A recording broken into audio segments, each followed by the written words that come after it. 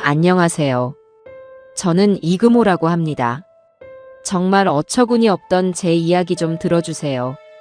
제 인생의 황혼은 손주 녀석, 이유빈이라는 작은 태양을 중심으로 돌고 있었습니다. 아침에 눈을 뜨면 우빈이가 잘 잤는지 살피는 것으로 하루를 시작했고, 녀석의 웃음소리를 들어야 비로소 마음 편히 아침밥을 넘길 수 있었어요. 제 늙은 몸뚱어리는 이미 오래전에 녹슬어 삐걱거렸지만 우빈이와 함께하는 시간만큼은 청년 시절로 돌아간 듯 활력이 넘쳤습니다. 유치원이 끝나고 집으로 돌아오는 길 녀석의 작은 손을 잡고 동네를 한 바퀴 도는 것이 제게는 세상 가장 큰 행복이었습니다. 붕어빵 가게 앞을 지날 때면 어김없이 할아버지, 붕어빵 하고 외치는 녀석의 목소리에 제 지갑은 늘 열릴 준비가 되어 있었죠. 아들 종식이나 며느리 설화는 그런 저를 보고 아이 버릇 나빠진다고 타박을 주곤 했지만 제 눈에는 그저 사랑스럽기만 한 행동이었습니다. 내리사랑은 어쩔 수 없는 것인지 아니면 제가 늙어주책이 늘어난 것인지는 몰라도 우빈이가 원하는 것이라면 하늘의 별이라도 따다주고 싶은 심정이었습니다. 문제는 그 사랑이 과했다는 점이겠지요. 지금 돌이켜보면 그때 이미 균열은 시작되고 있었던 것 같아요. 그 녀석은 자기가 원하는 것을 얻지 못하면 길바닥에 드러누워 떼를 쓰는 일이 잦아졌고 저는 행여나 아이가 다칠세라 혹은 주변 사람들 보기에 민망해서라도 결국 녀석의 요구를 들어주고 말았습니다. 장난감 가게 앞에서는 그야말로 전쟁이었어요. 이미 집에 똑같은 로봇이 몇 개나 있는데도 색깔만 다른 신제품이 나왔다며 사달라고 조르는 녀석을 당해낼 재간이 없었습니다. 우빈아, 집에 있는 거랑 똑같은 거잖니. 다음에 더 멋진 거 사줄게. 제 설득은 녀석의 울음보를 터뜨리는 도화선일 뿐이었죠. 결국 저는 며느리의 따가운 눈총을 받으며 계산대에 장난감을 올려놓아야 했습니다. 그런 일이 반복되면서 우빈이는 점차 할아버지는 뭐든지 다 해주는 사람이라고 생각하게 된 것 같습니다. 그리고 그 생각은 어느새 할아버지는 그래도 되는 사람이라는 오만함으로 변질되어 갔어요. 사건이 터진 그날도 여느 때와 다름없는 평범한 오후였습니다. 저는 소파에 앉아 유일한 낙인 저녁 1일 드라마를 보고 있었죠. 한창 이야기가 절정으로 치닫고 있을 때였습니다. 유치원에서 돌아온 우빈이가 거실로 쿵쾅거리며 들어오더니 제 앞으로 불쑥 다가와 리모컨을 가리켰습니다. 할아버지, 비켜. 만화 볼 거야. 퉁명스러운 말투였지만 저는 허허 웃으며 좋게 타일렀어요. 우리 우빈이 왔구나. 할아버지, 이 드라마만 마저 보고 채널 돌려주면 안 될까? 거의 다 끝나가. 하지만 녀석은 제 말을 들은 척도 하지 않았습니다. 싫어. 지금 당장 돌려줘. 지금. 아이는 발을 동동 구르며 소리를 지르기 시작했습니다. 저는 조금 당황했지만 그래도 화를 낼 수는 없었어요. 제겐 금쪽 같은 손주니까요. 우빈아, 그렇게 소리 지르면 못 써요. 할아버지 말씀 들어야지. 저기 태블릿으로 볼까? 제가 태블릿을 가리키며 녀석의 관심을 돌리려 한 것이 화근이었습니다. 순간 녀석의 얼굴이 시뻘개지더니 제 정강이를 잇는 힘껏 걷어찼습니다. 악! 예상치 못한 고통에 저도 모르게 비명이 터져나왔습니다. 뼈가 시큰거리는 아픔보다 제 가슴을 후벼 파는 것은 손주 녀석의 다음 말이었습니다. 시끄러워. 할아버지나 집에서 나가. 그 말을 듣는 순간 제 머릿속에서 무언가 툭하고 끊어지는 소리가 들렸습니다. 지금까지 녀석의 모든 투정과 어리광을 받아주었던 제 안의 인내심이 바닥을 드러낸 것이었죠. 저는 자리에서 벌떡 일어나 녀석의 두 어깨를 붙잡았습니다. 제 평생 처음으로 손주에게 무서운 얼굴을 하고 엄한 목소리를 냈습니다. 이유빈. 지금 이게 무슨 버르장머리 없는 행동이야. 어른한테 할아버지한테 발길질을 하고 집에서 나가라니. 누가 너를 그렇게 가르쳤어. 제 목소리는 저도 모르게 커져갔고 아이는 난생 처음 보는 할아버지의 모습에 놀라 그 자리에 얼어붙고 말았습니다. 저는 이 기회에 아이의 못된 버릇을 단단히 고쳐놓아야겠다고 생각했어요. 할아버지한테 잘못했다고, 다시는 안 그러겠다고 당장 사과하지 못해. 바로 그때였습니다. 안방에서 제 고함 소리를 들은 며느리 설아가 비명을 지르며 뛰쳐나왔습니다. 어머님, 아버님, 지금 뭐 하시는 거예요? 설화는 우빈이를 제게서 낚아채듯 떼어내 자신의 품에 꼭 끌어안았습니다. 마치 제가 아이에게 무슨 큰 해코지라도 한 것처럼 말이죠. 여보, 이것 좀 봐. 아버님이 우빈이한테 소리를 지르고 있어. 며느리는 아이를 감싸고 돌며 저를 맹수 보듯 쏘아붙였습니다. 아버님, 어떻게 아이한테 이렇게 겁을 주실 수가 있어요? 애가 얼마나 놀랐겠어요. 저는 어이가 없어서 말이 나오지 않았습니다. 얘야, 지금 그걸 말이라고 하니? 이 녀석이 지금 나를 발로 걷어찼어. 그리고 집에서 나가라고 소리까지 질렀다고. 제 말에 며느리는 코웃음을 쳤습니다. 애가 그럴 수도 있죠. 뭘 안다고 그랬겠어요. 그걸 가지고 이렇게 애를 잡으시면 어떡해요. 기가 막혀서 헛웃음만 나왔습니다. 평생을 자식과 손주를 위해 헌신하며 살아온 제가 이런 대접을 받다니요. 설아와 실랑이를 벌이고 있을 때 퇴근한 아들 종식이가 현관문을 열고 들어왔습니다. 집안의 험악한 분위기를 감지한 종식은 곧장 제게로 와서 자초지종을 물었습니다. 며느리는 기다렸다는 듯이 눈물을 뚝뚝 흘리며 종식이에게 매달렸습니다. 여보, 흑흑, 아버님이 우빈이한테. 며느리는 교묘하게 사실을 왜곡했습니다. 우빈이가 저를 걷어찬 부분은 쏙 빼놓고 제가 일방적으로 아이에게 고함을 지르며 윽박지른 것처럼 말하더군요. 제 아들 녀석은 제 말은 들어보지도 않고 아내와 아이의 편에 섰습니다. 아버지, 이번엔 정말 실망입니다. 어떻게 손주한테 그렇게 심한 말을 하실 수가 있습니까? 종식의 차가운 목소리가 제 심장에 비수처럼 꽂혔습니다. 종식아, 너는 애비 말보다 저 애미 말을 더 믿는 것이냐? 저 녀석이 먼저 나를 찼단 말이다. 제가 아무리 사실을 이야기해도 그들에게는 변명으로밖에 들리지 않는 듯 했습니다. 종식은 제게 다가와 단호하게 말했습니다. 아버지, 지금 당장 우빈이한테 사과하세요.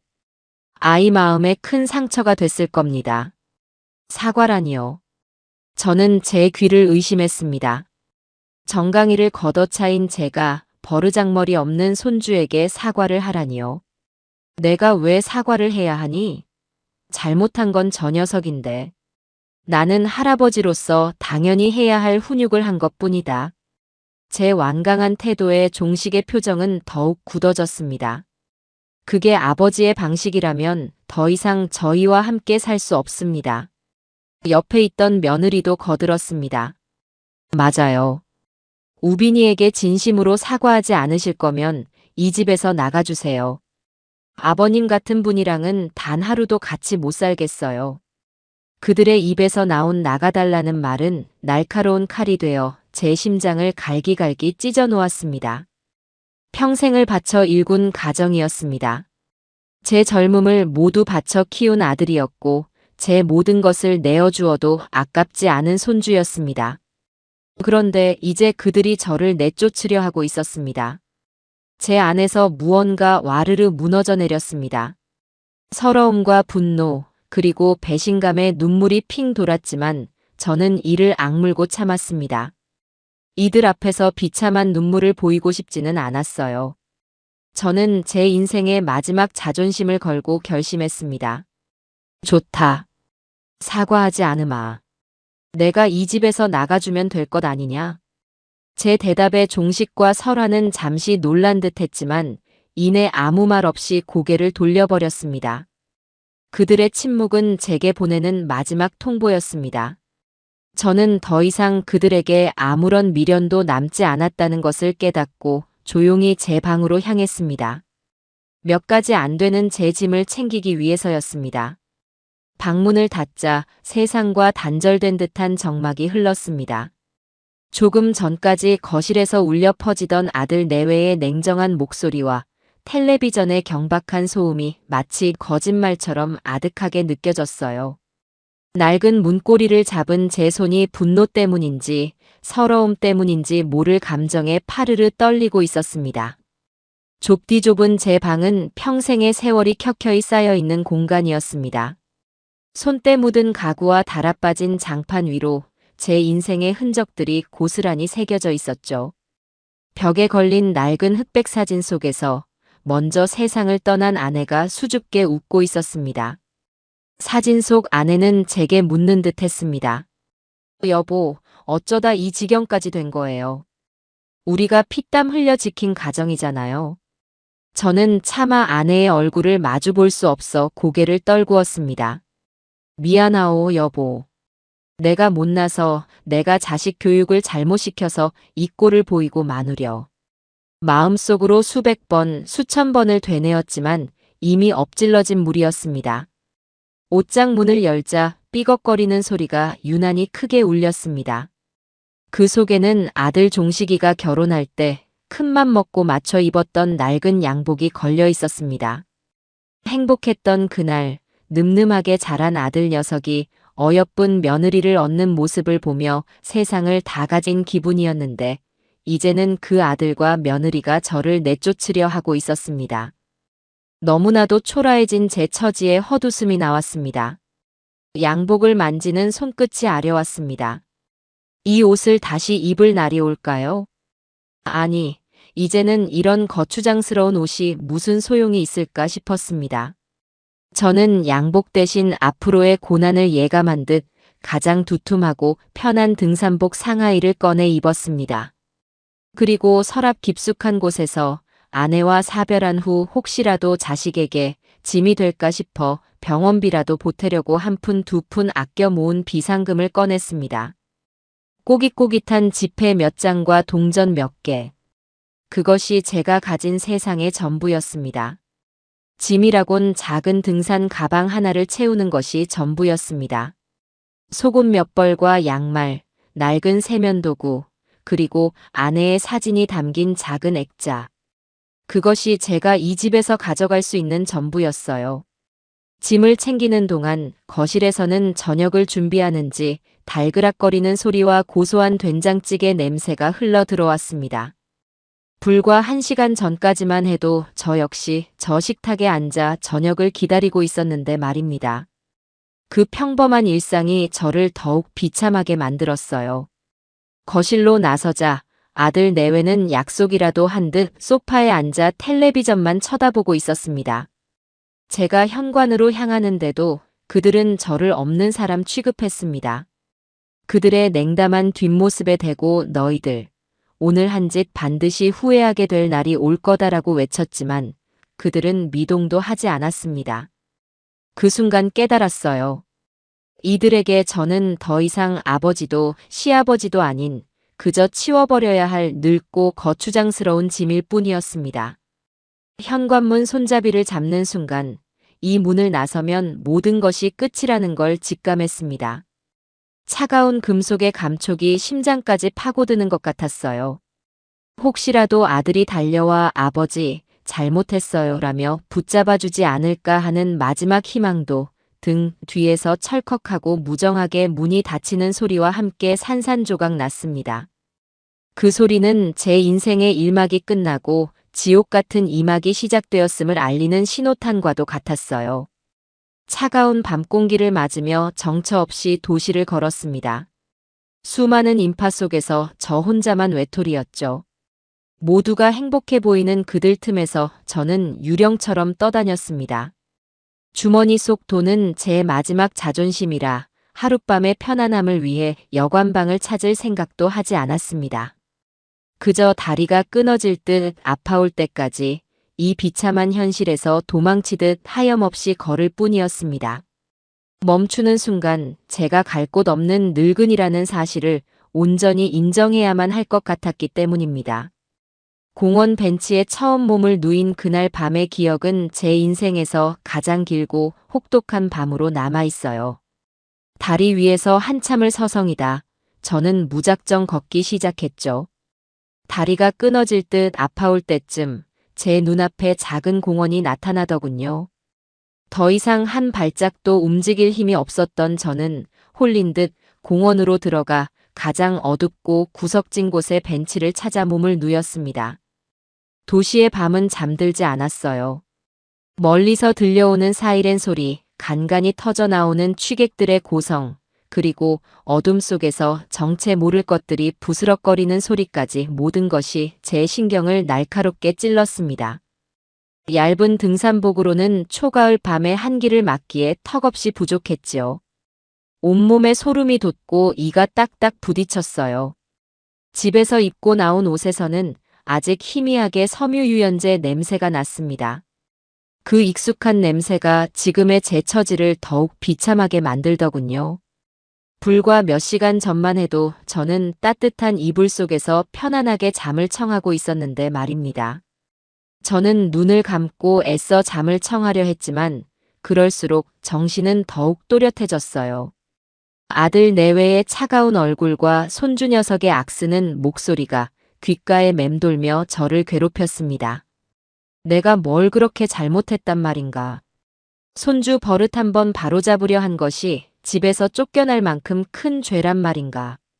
억울함과 분노에 심장이 터질 것 같았어요. 얼마나 지났을까요? 어둠 속에서 누군가 제게 다가오는 기척이 느껴졌습니다. 저는 숨을 죽였죠. 발소리는 제 바로 앞에서 멈췄어요. 이봐, 영감.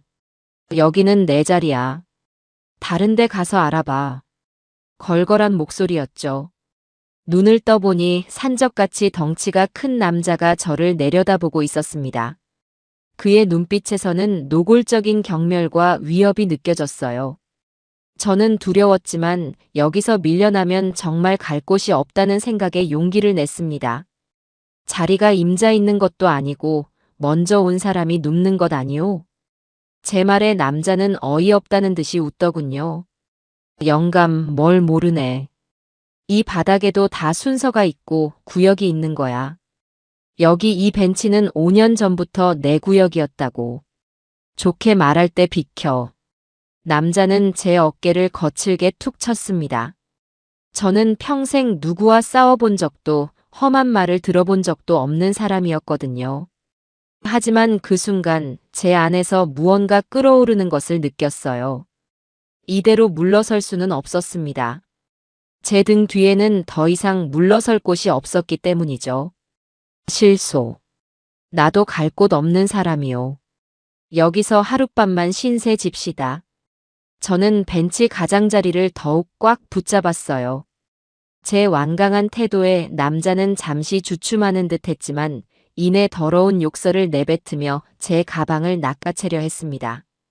이 영감탱이가 보자 하니까. 그 가방 안에 뭐 들었어? 이리 내놔. 저는 필사적으로 가방을 끌어안았어요. 그 안에는 제 전 재산과 아내의 사진이 들어 있었습니다. 그것만큼은 빼앗길 수 없었죠. 남자와 저 사이에 격렬한 몸싸움이 벌어졌습니다. 하지만 70평생 팬데만 잡아온 제가 장정의 힘을 당해낼 수는 없었어요.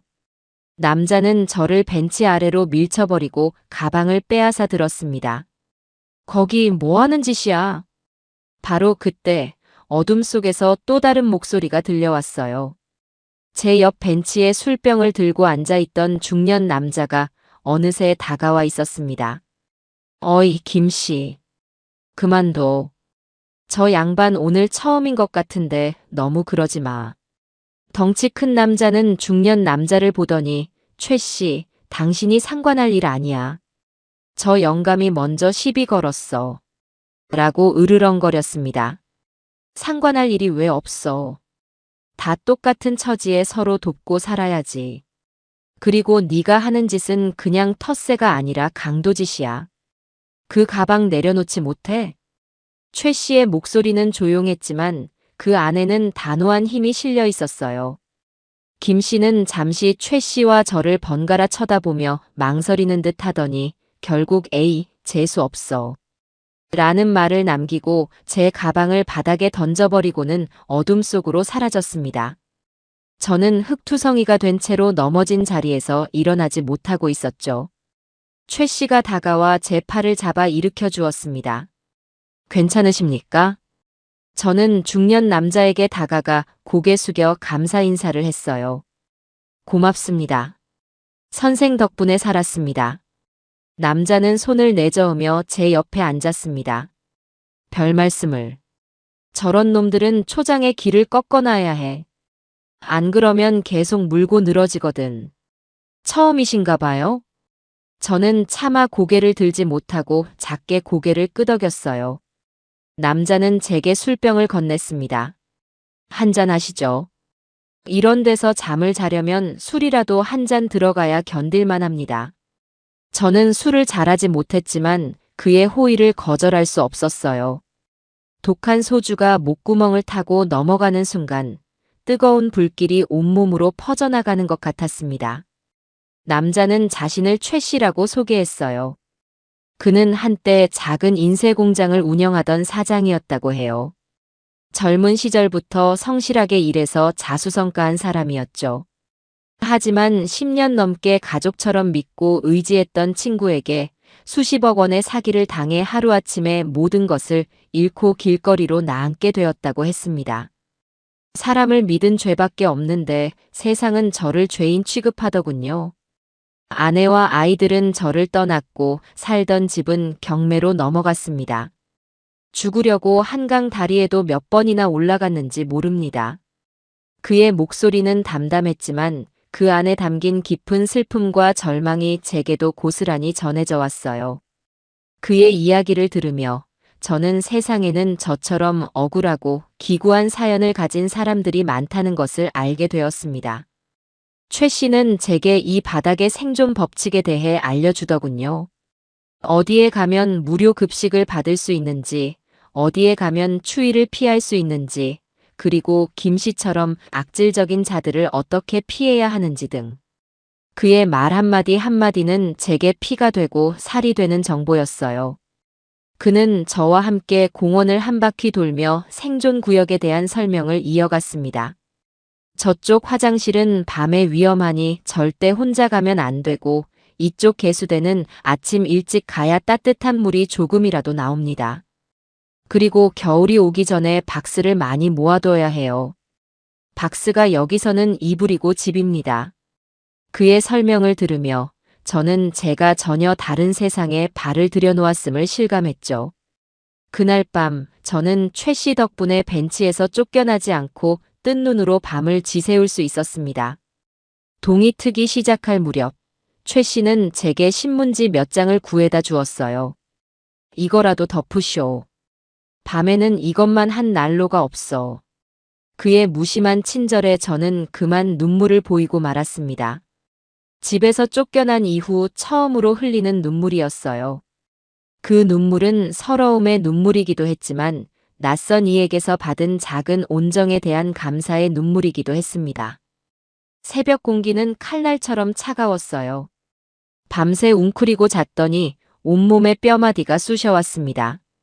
최 씨가 알려준 대로 아침 일찍 공원 개수대로 향했지만 이미 몇몇 사람들이 자리를 차지하고 있더군요. 차가운 물로 겨우 고양이 세수를 하고 거울에 비친 제 모습을 보았어요. 낯설기 짝이 없는 모습이었죠. 며칠 만에 덥수룩하게 자란 수염과 퀭한 눈, 그리고 잔뜩 주눅이 든 표정. 영락없는 노숙자의 모습이었습니다. 뱃속에서는 꼬르륵 소리가 요동을 쳤어요. 어제 최 씨가 건넨 소주 몇 모금이 제가 뱃속에 넣은 전부였거든요. 굶주림은 인간의 존엄성을 얼마나 쉽게 무너뜨리는지 저는 뼈저리게 실감해야 했습니다. 최 씨는 저를 데리고 근처의 무료 급식소로 향했어요. 하지만 이미 수백 명의 사람들이 길게 줄을 서 있었습니다. 조금만 늦었어도 오늘 점심은 굶을 뻔했구려. 최 씨의 말에 저는 아찔한 기분이 들었죠. 밥 한 끼를 먹는 것이 이토록 치열한 생존 경쟁이라는 사실을 처음 알았습니다. 2시간이 넘는 기다림 끝에 제 손에 식판이 들려왔어요. 멀건 된장국과 밥, 그리고 김치 몇 조각이 전부였지만 제게는 진수성찬이나 다름없었습니다. 저는 허겁지겁 밥을 입에 밀어 넣었어요. 그런데 바로 그때 제 앞에서 밥을 먹던 한 노인이 갑자기 기침을 하며 쓰러졌습니다. 주변 사람들이 놀라 웅성거렸지만 누구 하나 선뜻 나서지 못했어요. 저는 망설일 틈도 없이 달려가 노인의 등을 두드리고 기도를 확보했습니다. 다행히 노인은 곧 의식을 되찾았고 급식소 직원의 도움으로 병원으로 옮겨졌죠. 그 모습을 지켜보던 최 씨가 제게 말했습니다. 영감님 대단하시구려. 다들 자기 밥그릇 챙기기 바쁜데. 저는 그저 사람으로서 당연히 해야 할 일이지요라고 대답했지만 마음 한구석이 씁쓸했어요. 이 혹독한 거리의 삶이 사람들의 마음에서 당연한 온정마저 앗아가 버린 것 같았기 때문입니다. 살아야 했어요. 이대로 무너질 수는 없었습니다. 언제까지나 급식소 밥에만 의지할 수는 없는 노릇이었죠. 저는 최 씨에게 일거리를 구할 수 있는 곳을 물었고 그는 저를 새벽 인력 시장으로 데려갔습니다. 그곳은 전쟁터나 다름없었어요. 수많은 사람들이 일거리를 구하기 위해 모여 있었고 가끔 일감을 가지고 나타나는 사람 주위로 구름처럼 몰려들었습니다. 저 역시 그들 틈에 끼어섰지만 저를 찾는 사람은 아무도 없었죠. 제 나이와 허름한 행색이 문제였습니다. 젊고 힘 좋은 사람들도 일거리가 없어 발을 동동 구르는 판에 저 같은 늙은이에게 일을 줄 사람은 없었어요. 며칠을 연속으로 허탕을 치고 돌아서는 발걸음은 천근만근 무거웠습니다. 절망감이 온몸을 짓눌렀어요. 하루는 운 좋게 작은 공사 현장의 잡부일을 얻게 되었습니다. 벽돌 몇 장을 나르는 간단한 일이었지만 평생 노동이라고는 해본 적 없는 제게는 너무나도 벅찬 일이었죠. 숨이 턱까지 차오르고 팔다리가 제멋대로 후들거렸어요. 결국 저는 벽돌 더미를 옮기다 발을 헛디뎌 넘어지고 말았고 그 바람에 현장은 아수라장이 되었습니다. 현장 소장은 제게 쌍욕을 퍼부으며 일당도 주지 않고 저를 쫓아냈어요. 저는 비참함과 자괴감에 고개를 들 수 없었습니다. 이제 나는 정말 아무짝에도 쓸모없는 늙은이가 되고 만 것인가. 결국 제가 할 수 있는 일은 폐지를 줍는 것뿐이었습니다. 최 씨는 제게 손수레 하나를 구해다 주었고 우리는 함께 동네를 돌며 폐지와 고철을 모으기 시작했죠. 이 일 역시 생각처럼 쉽지 않았어요. 이미 동네마다 구역을 차지하고 있는 다른 노인들의 텃세가 심했고 무거운 손수레를 끌고 언덕을 오르는 것은 고역이었습니다.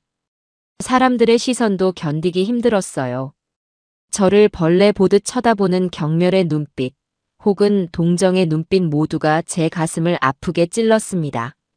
하루 종일 허리가 끊어져라 일해서 손에 쥔 돈은 고작 몇천 원이 전부였어요. 그 돈으로 컵라면 2개를 사서 최 씨와 나눠 먹으며 저는 자본주의 사회의 냉혹함을 절감했습니다. 그래도 포기할 수는 없었죠. 저는 그 몇천 원을 모으고 또 모았습니다. 언젠가 이 지긋지긋한 거리의 삶을 청산하고 제 힘으로 다시 일어서기 위해서였어요.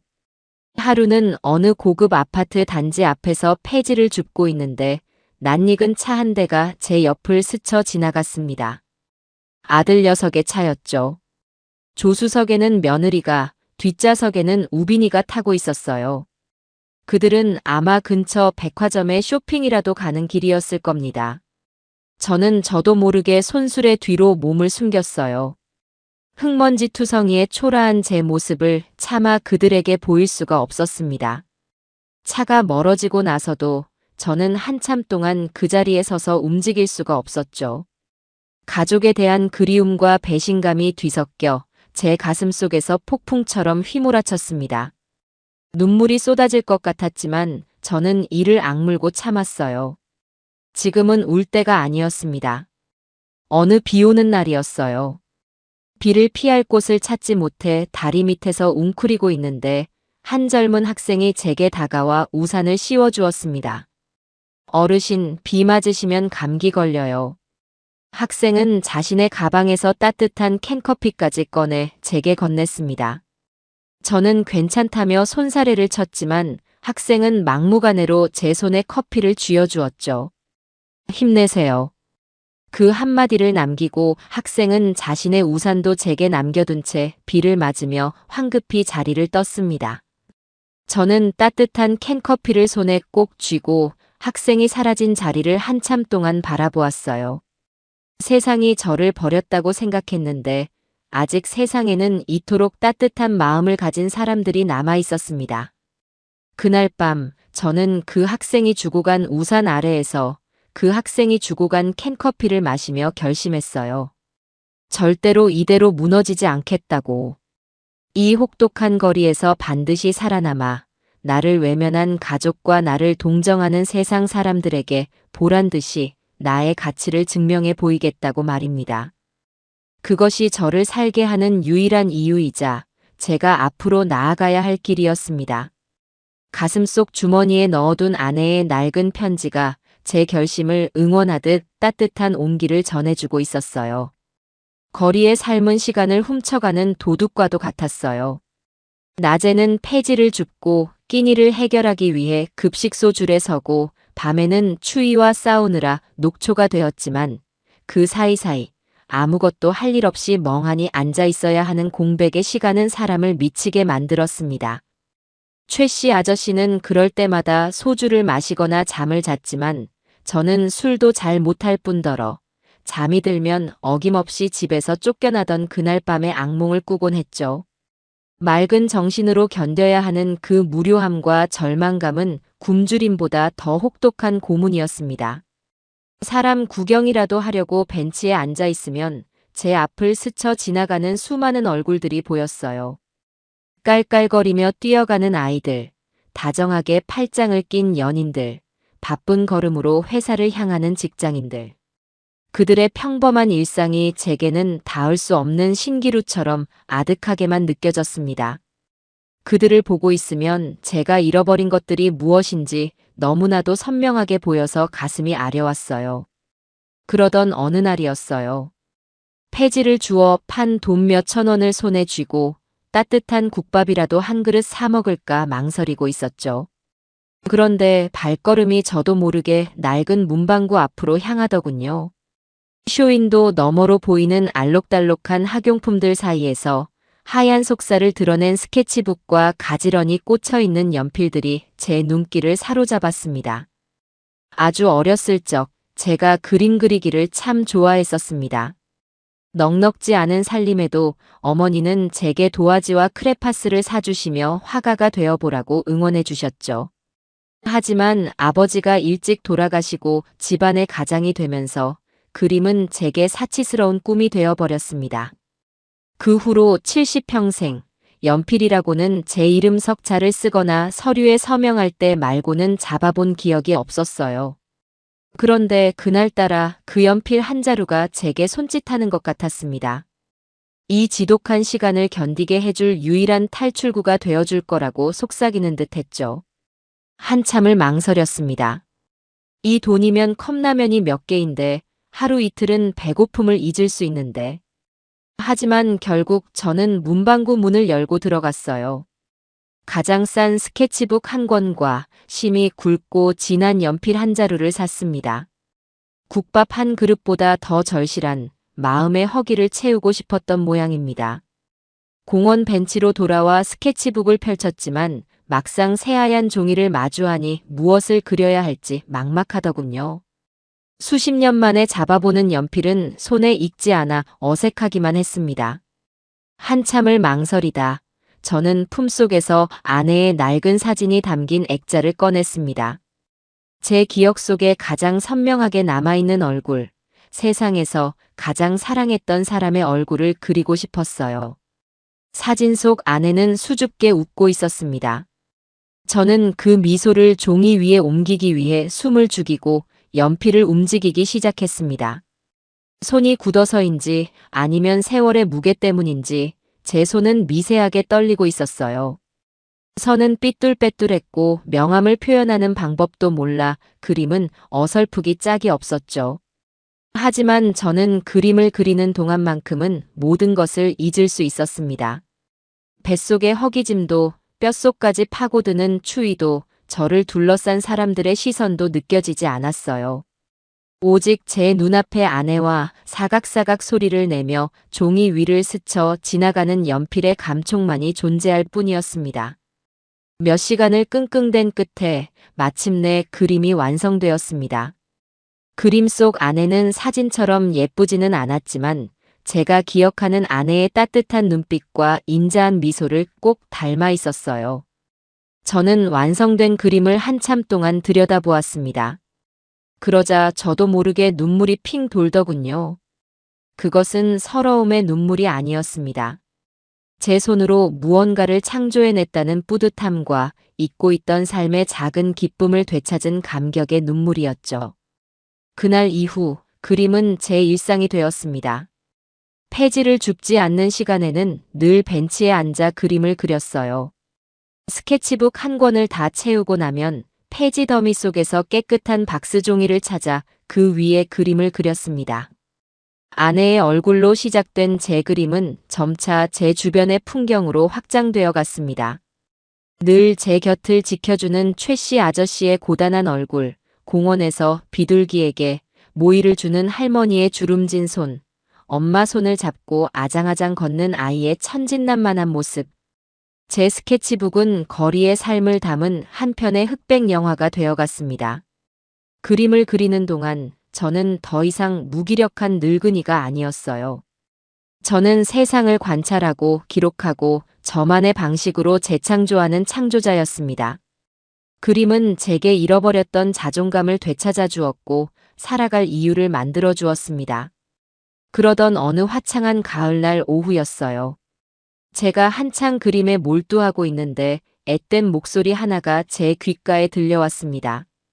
할아버지, 그림 정말 잘 그리신다. 고개를 들어보니 대학생으로 보이는 젊은 아가씨가 제 그림을 신기한 듯 들여다보고 있었습니다.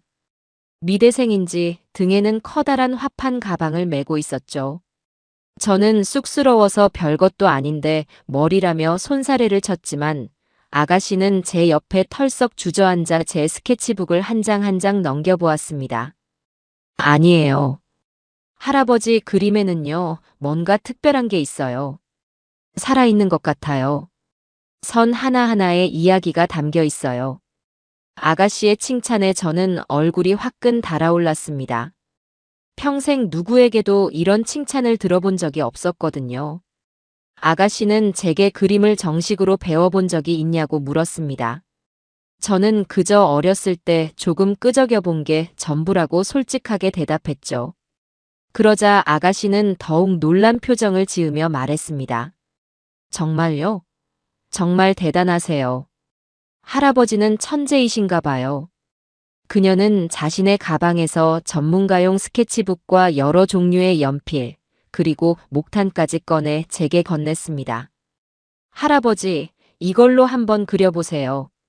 할아버지의 그림이 더 멋진 날개를 달 수 있을 거예요. 저는 괜찮다며 사양했지만 아가씨는 막무가내로 제 손에 화구들을 쥐어주었습니다. 부담 갖지 마세요. 저도 그림 그리는 사람으로서 할아버지의 재능이 너무 아까워서 그래요. 꼭 다시 보러 올게요.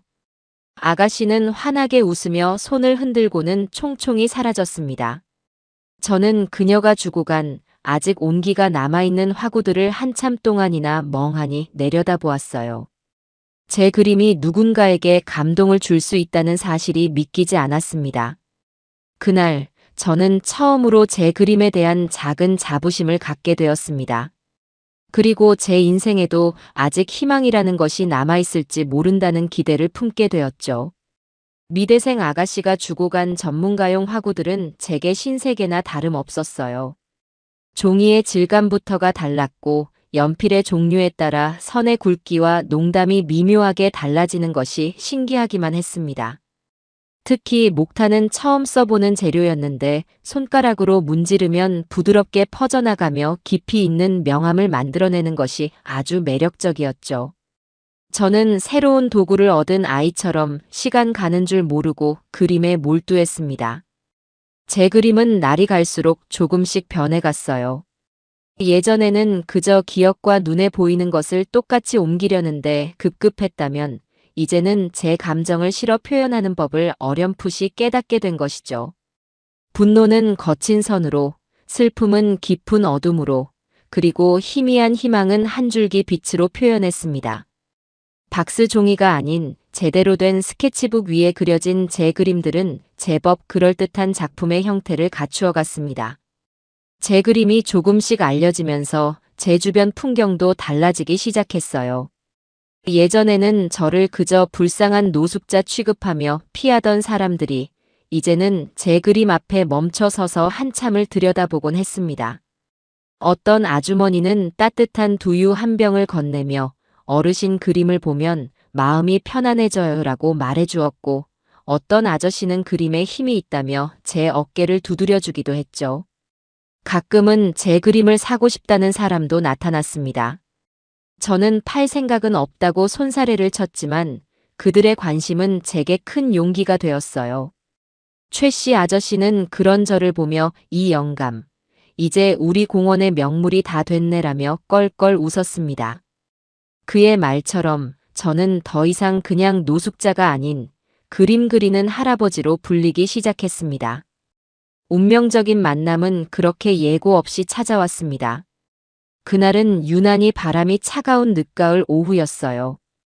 저는 며칠에 걸쳐 그리고 있던 자화상을 마무리하고 있었습니다. 굶주림과 추위에 시달리며 길 위에서 늙어버린 제 얼굴, 하지만 그 깊은 주름 속에서도 결코 꺼지지 않는 눈빛을 담아내고 싶었죠. 그림에 너무 몰두한 나머지 제 앞에 누군가 다가와 멈춰 선 것도 알아채지 못했습니다. 한참 동안이나 제 등 뒤에서 그림을 지켜보던 그는 제가 마지막 선을 긋고 나서야 나지막이 입을 열었습니다. 실례지만 잠시 그림을 좀 봐도 되겠습니까? 중후하고 점잖은 목소리였어요. 고개를 들어보니 아주 잘 차려입은 중년 신사가 부드러운 미소를 지으며 저를 내려다보고 있었습니다. 딱 봐도 저와는 사는 세상이 다른 사람이라는 것을 알 수 있었죠. 저는 별 생각 없이 고개를 끄덕였습니다. 신사는 제 스케치북을 아주 조심스러운 손길로 넘겨보았습니다. 그의 눈빛은 단순한 호기심이 아니었어요. 마치 보석 감정사가 원석을 감정하듯 아주 진지하고 예리한 눈으로 제 그림 하나하나를 뜯어보더군요. 그의 시선이 제 자화상에 머물렀을 때 그는 나지막한 탄성을 내뱉었습니다. 놀랍군요. 이럴 수가. 저는 그의 반응에 어리둥절할 뿐이었죠. 이 선을 보십시오.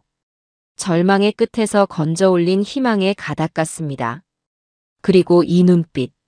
모든 것을 잃었지만 자기 자신만은 결코 잃지 않겠다는 처절한 의지가 담겨 있어요.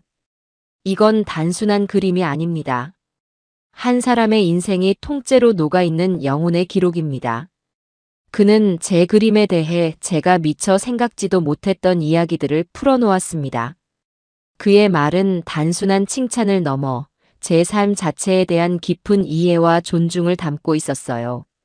저는 처음으로 제 그림을 제대로 알아봐주는 사람을 만났다는 생각에 가슴이 벅차올랐습니다. 한참 동안 제 그림에서 눈을 떼지 못하던 신사는 마침내 고개를 들어 제게 자신을 소개했습니다. 저는 인사동에서 작은 갤러리를 운영하는 최민준이라고 합니다. 그는 제게 정중하게 명함 한 장을 건넸어요. 명함에는 아트 갤러리 대표 최민준이라고 적혀 있었습니다. 선생님, 혹시 괜찮으시다면 저희 갤러리에서 전시회를 한번 열어보지 않으시겠습니까? 전시회라니요. 저는 제 귀를 의심했습니다. 잘못 들었습니다만 지금 뭐라고 하셨습니까? 선생님의 작품으로 개인전을 열고 싶다는 말씀입니다. 선생님의 이 위대한 작품들이 이런 길 위에서 먼지에 덮여 있는 것은 예술계 전체의 큰 손실입니다. 그의 제안은 너무나도 비현실적이어서 저는 이 사람이 저를 놀리거나 혹은 사기를 치려는 것이 아닌가 하는 의심마저 들었습니다. 선생님, 저를 놀리시는 겁니까? 보시다시피 저는 집도 절도 없는 노숙자입니다. 이런 제 그림을 누가 돈 주고 보러 온단 말입니까? 제 냉소적인 대답에 최민준 대표는 안타까운 표정을 지으며 말했습니다.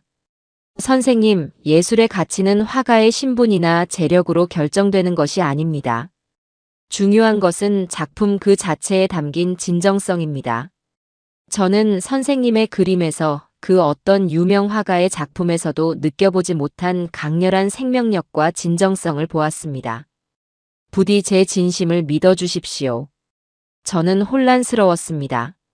제 인생에 다시 없을 기회일지도 모른다는 생각과 낯선 사람의 호의를 섣불리 믿었다가 더 큰 상처를 입게 될지도 모른다는 두려움이 마음속에서 거세게 충돌했죠. 최 대표는 그런 제 마음을 읽기라도 한 듯 자신의 지갑에서 10만 원짜리 수표 몇 장을 꺼내 제게 건네려 했습니다. 우선 이 돈으로 따뜻한 곳에서 몸이라도 녹이시고 식사라도 제대로 하십시오. 계약금이라고 생각하셔도 좋습니다. 저는 그의 손을 밀쳐냈습니다. 됐습니다. 저는 돈 때문에 그림을 그리는 것이 아닙니다. 그리고 아직 선생을 믿을 수 없습니다. 제 단호한 태도에 최 대표는 잠시 당황한 듯 했지만 이내 고개를 끄덕이며 수표를 다시 집어넣었습니다. 알겠습니다, 선생님. 제가 너무 성급했군요. 하지만 포기하지 않겠습니다. 내일 이 시간에 다시 찾아뵙겠습니다. 그때까지 부디 제 제안을 진지하게 한번 생각해 주십시오. 그는 제게 다시 한번 정중하게 고개를 숙여 인사하고는 자리를 떴습니다. 그가 떠나고 난 뒤에도 저는 한참 동안이나 그 자리에 멍하니 앉아 있었습니다. 최 대표가 주고 간 명함만 손에 쥔 채였죠. 이 모든 것이 꿈만 같았어요. 저녁이 되어 최 씨 아저씨가 돌아왔을 때 저는 그에게 낮에 있었던 일을 모두 털어놓았습니다. 제 이야기를 다 들은 최 씨 아저씨는 한참 동안 말이 없다가 제 어깨를 툭 치며 말했습니다. 이 영감, 이거 인생 역전할 기회가 온 거 아니야? 하지만 사기꾼이면 어떡합니까? 세상에 공짜는 없는 법인데. 제 걱정에 최 씨 아저씨는 껄껄 웃었습니다. 사기꾼이면 어때? 지금 우리한테 사기쳐서 가져갈 게 뭐 있다고. 잃을 게 없는 사람이 제일 무서운 법이야. 믿져야 본전 아니겠어? 나라면 한번 믿어보겠네. 저 양반 눈빛이 진짜 같았다며. 사람 눈은 거짓말을 못하는 법이야. 최 씨 아저씨의 말이 제 마음을 움직였습니다. 그래, 그의 말대로 나는 더 이상 잃을 것이 없는 사람이었다. 이 기회를 놓치면 평생을 후회하게 될지도 모른다. 저는 밤새 잠을 이루지 못하고 뒤척였습니다. 그리고 다음 날 제 인생을 건 가장 큰 결심을 하게 되었죠. 다음 날 약속한 시간에 최민준 대표는 정말로 다시 공원을 찾아왔습니다. 어제와 달리 그의 손에는 따뜻한 커피와 김이 모락모락 나는 찐빵이 담긴 봉투가 들려 있었어요. 그는 제게 찐빵을 건네며 마치 오랜 친구를 만난 것처럼 자연스럽게 제 옆에 앉아 어젯밤 잘 주무셨냐며 안부를 물었습니다. 그의 소탈하고 진심 어린 태도에 제 마음속 경계심이 조금씩 허물어지는 것을 느꼈죠. 저는 밤새 고민했던 제 결심을 그에게 말했습니다. 좋습니다. 선생의 제안을 받아들이겠습니다. 대신 조건이 하나 있습니다. 제 말에 최 대표의 얼굴이 환하게 밝아졌습니다. 어떤 조건이든 말씀만 하십시오. 나는 돈에는 관심이 없습니다. 그러니 계약금 같은 건 필요 없소. 다만 전시회가 끝날 때까지 내가 그림에만 집중할 수 있도록 비바람을 피할 수 있는 작은 공간과 삼시세끼 밥만 해결해 주시오. 제 조건에 최 대표는 잠시 눈이 동그래지더니 이내 감동한 표정으로 제 손을 덥석 잡았습니다. 선생님 존경합니다. 진정한 예술가의 모습이 바로 이런 것이겠지요. 물론입니다.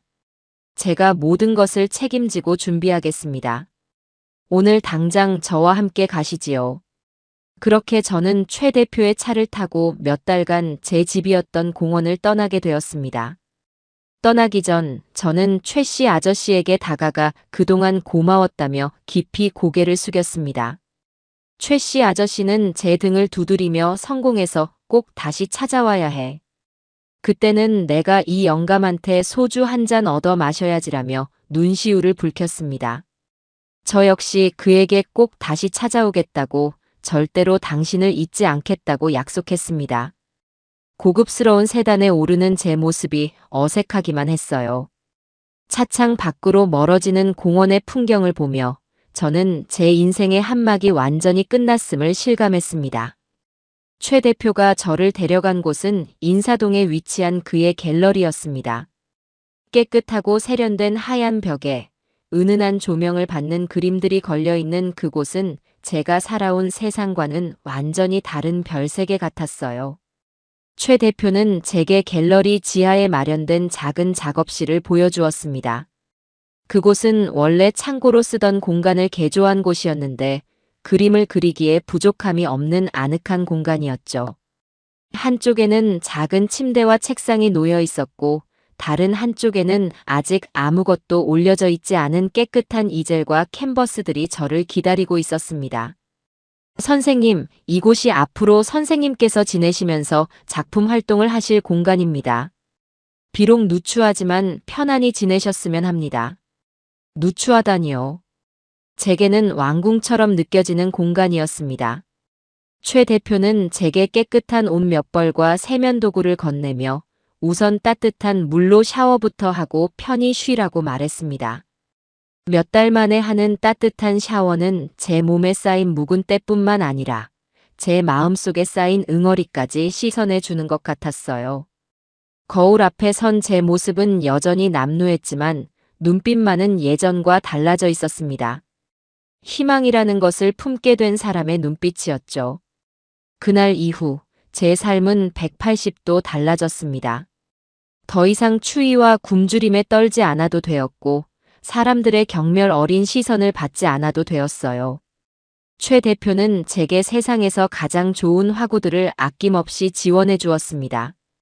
다양한 크기의 캔버스와 유화 물감, 수십 종류의 붓과 나이프까지.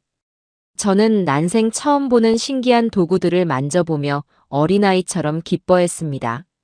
하지만 막상 하얀 캔버스 앞에 서자 두려움이 엄습해왔어요. 낡은 스케치북이나 박스 종이 위에 그릴 때와는 차원이 다른 압박감이 느껴졌습니다. 전시회에 걸려야 하는 작품을 만들어야 한다는 생각에 붓이 쉽게 떨어지지 않았죠. 며칠 동안 캠퍼스만 멍하니 바라보며 한숨만 쉬는 제 모습을 보고 최 대표가 조용히 다가와 조언해 주었습니다. 선생님, 너무 잘 그리려고 애쓰지 마십시오. 그냥 예전처럼 선생님의 이야기를 그린다고 생각하십시오. 선생님의 삶이 바로 가장 위대한 예술입니다. 길 위에서 느꼈던 그 처절한 감정들을 그대로 캔버스에 쏟아내십시오. 그의 말이 제게 큰 울림을 주었습니다. 그래, 나는 화가가 아니라 이야기꾼이다. 내 삶의 이야기를 그리면 되는 것이다. 그때부터 저는 미친 듯이 그림에만 몰두했습니다. 밤낮을 가리지 않고 캠퍼스 앞에 앉았어요. 제 머릿속에는 그려야 할 이야기들이 넘쳐났습니다. 집에서 쫓겨나던 날의 차가운 밤 공기, 공원 벤치에서 마주했던 절망의 얼굴들, 저를 위협하던 노숙자의 험악한 눈빛, 저를 도와주었던 최 씨 아저씨의 주름진 미소, 그리고 비 오는 날 우산을 씌워주었던 학생의 따뜻한 마음까지.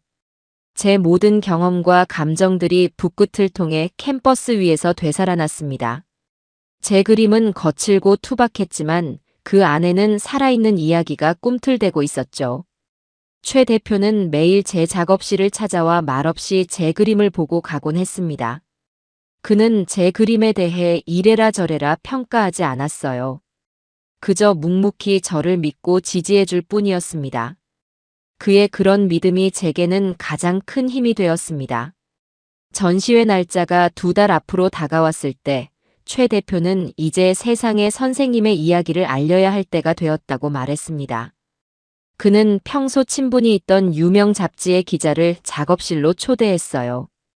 기자는 제 남루한 행색과 어눌한 말투에 처음에는 반신반의하는 눈치였지만 제 그림들을 보고 나서는 완전히 표정이 달라졌습니다. 그는 제게 어떻게 그림을 시작하게 되었는지, 그리고 어떤 삶을 살아왔는지에 대해 조심스럽게 물었습니다. 저는 제 인생을 담담하게 털어놓았어요. 가족에게 버림받고 길 위에서 겪었던 고통과 절망, 그리고 그림을 통해 다시 희망을 찾게 된 이야기까지. 제 이야기가 끝나자 젊은 기자의 눈가는 촉촉이 젖어 있었습니다. 며칠 후 아스팔트 위의 화가 이금호. 절망의 잿더미 속에서 피어난 예술혼이라는 제목의 기사가 실린 잡지가 발간되었습니다. 그리고 그 기사는 엄청난 파장을 불러일으켰어요. 제 이야기는 순식간에 인터넷을 통해 퍼져나갔고 각 방송사와 신문사에서 인터뷰 요청이 쇄도하기 시작했습니다. 하루아침에 세상의 주목을 받게 된 저는 어리둥절하기만 했죠. 최 대표는 그런 저를 대신해 모든 언론 대응을 맡아주며 제가 그림에만 집중할 수 있도록 보호해 주었습니다. 그렇게 제 첫 개인전은 열리기도 전에 전 국민의 관심사가 되었고 저는 거리의 화가라는 이름으로 세상에 알려지기 시작했습니다. 제 인생의 화려한 비상은 그렇게 시작되고 있었습니다. 전시회 개막일 아침, 저는 낯선 천장을 보며 눈을 떴습니다. 몇 달 만에 처음으로 푹신한 침대에서 맞이하는 아침이었지만 마음은 조금도 편치 않았어요. 마치 제 몸이 제 것이 아닌 것처럼 어색하고 심장은 곧 터질 듯이 세차게 뛰고 있었습니다. 오늘이 바로 제 인생을 세상에 펼쳐 보이는 날이었습니다. 최 대표님이 특별히 맞춰주신 깨끗한 양복을 입고 거울 앞에 섰을 때 저는 그 안에 서 있는 낯선 노인을 한참 동안 바라보아야 했습니다.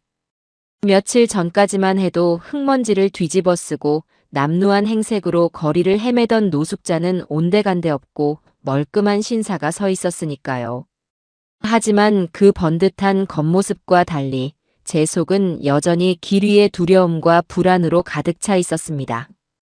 이 비싼 옷은 제게 맞지 않는 갑옷처럼 느껴졌고 곧 있을 수많은 사람들의 시선이 보이지 않는 화살이 되어 저를 꿰뚫을 것만 같아 두려웠어요.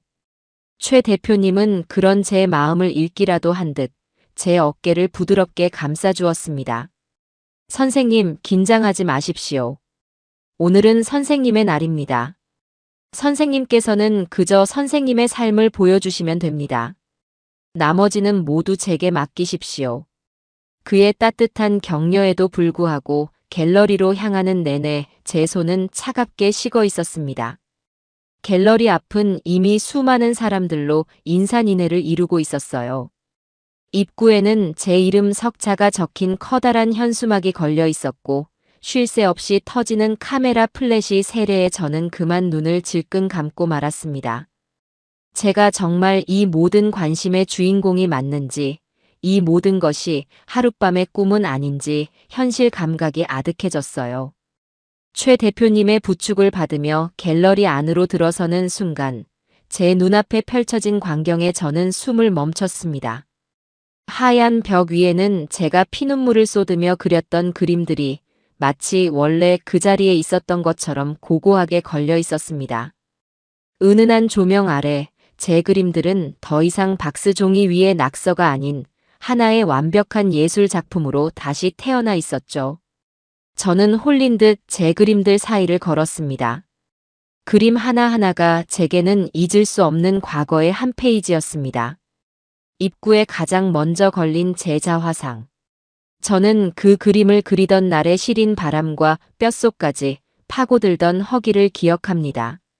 세상 모든 사람들에게서 외면당한 채 오직 그림 속의 저만이 저를 바라봐주던 그 처절한 고독의 순간을요. 그 옆에는 제가 처음 노숙을 시작했던 공원의 벤치를 그린 그림이 걸려 있었습니다. 앙상한 나뭇가지와 차가운 벤치의 질감이 어찌나 생생하게 느껴지는지 마치 다시 그곳에 앉아 있는 듯한 착각이 들 정도였어요. 그리고 제게 처음으로 따뜻한 손을 내밀어 주었던 최 씨 아저씨의 초상화도 있었습니다. 깊게 팬 주름과 피곤에 지친 눈빛, 하지만 그 안에 담긴 따뜻한 인간미를 표현하기 위해 저는 수십 번을 고쳐 그려야 했죠. 그 그림을 보고 있으니 지금쯤 최 씨 아저씨는 어디서 무엇을 하고 있을까 하는 생각에 가슴 한쪽이 아려왔습니다.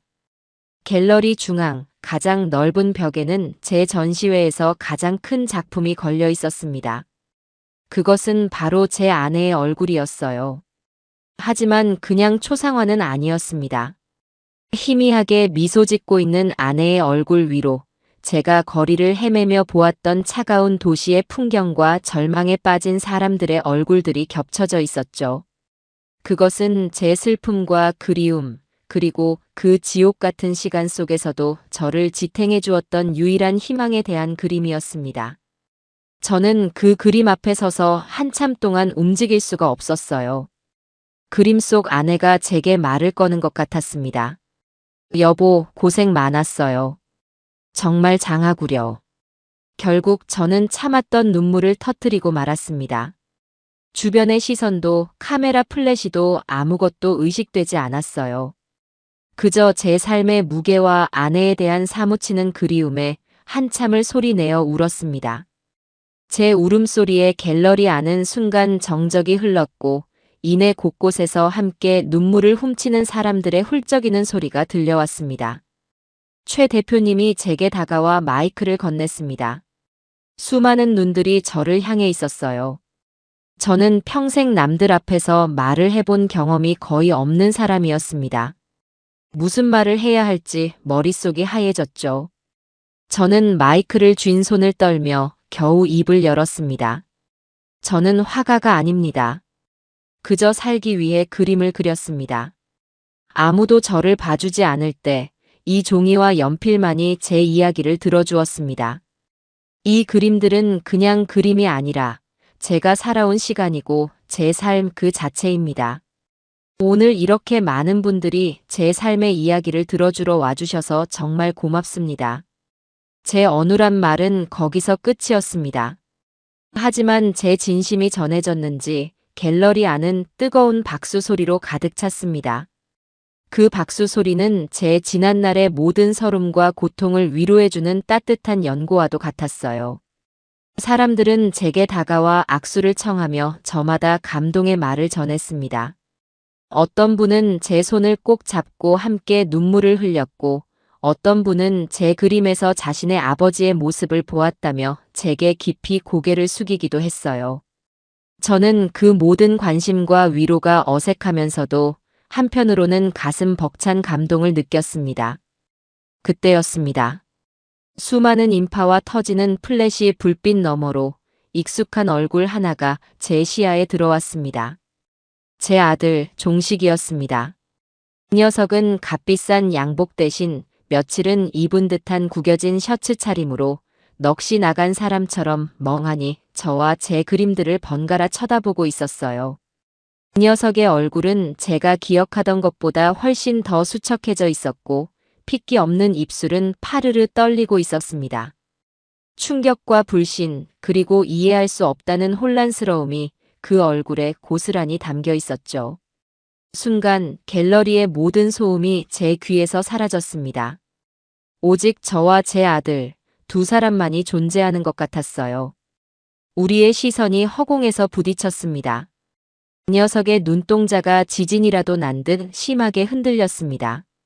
그 눈 속에는 뒤늦은 후회와 당혹감, 그리고 일말의 부러움 같은 복잡한 감정들이 뒤섞여 있었습니다. 저는 아무 말도 하지 않았습니다. 그저 녀석의 눈을 피하지 않고 똑바로 마주볼 뿐이었죠. 그것은 제가 아들에게 보내는 무언의 메시지였습니다. 보아라.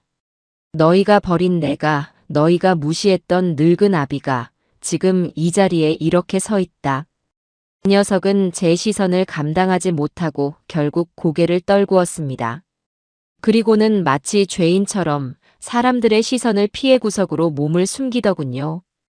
그 초라하고 비참한 뒷모습을 보며 저는 통쾌함보다는 깊은 연민과 씁쓸함을 느꼈습니다. 한때는 세상에서 가장 늠름하고 자랑스러웠던 내 아들이었는데 어쩌다 저렇게 초라한 존재가 되어버렸을까요? 전시회는 대성공이었습니다. 제 그림 대부분에는 팔렸음을 의미하는 빨간 딱지가 붙었고 사람들은 저를 이 시대의 진정한 예술가라며 칭송했습니다. 하지만 제 마음은 조금도 기쁘지 않았어요. 아들의 그늘진 얼굴이 제 머릿속을 떠나지 않았기 때문입니다. 화려한 성공의 기쁨 속에서 저는 오히려 제 삶의 가장 아픈 상처와 정면으로 마주해야 했습니다. 진정한 싸움은 이제부터 시작이라는 것을 직감할 수 있었죠. 전시회가 끝나고 며칠이 지났지만 그날의 열기는 좀처럼 식지 않았습니다. 아침에 눈을 뜨면 신문 일면에 제 얼굴이 대문짝만하게 실려 있었고 텔레비전을 켜면 온종일 제 이야기가 흘러나왔어요. 거리의 화가 이금호, 한국 미술계의 파란을 일으키다. 가족에게 버림받은 노인, 예술로 부활하다. 사람들은 제 기구한 사연에 눈물을 흘렸고 제 그림에 담긴 진정성의 찬사를 보냈습니다. 최 대표님은 제 그림이 사상 최고가에 팔렸다며 기뻐했지만 저는 그 모든 소란이 낯설고 불편하기만 했습니다. 저는 여전히 갤러리 지하의 작은 작업실에서 지냈어요. 세상은 저를 거장이라고 불렀지만 저는 그저 비바람을 피할 수 있는 이 작은 공간과 따뜻한 밥 한 끼에 감사할 뿐이었습니다. 하지만 제 마음은 더 이상 예전처럼 평온하지 않았어요.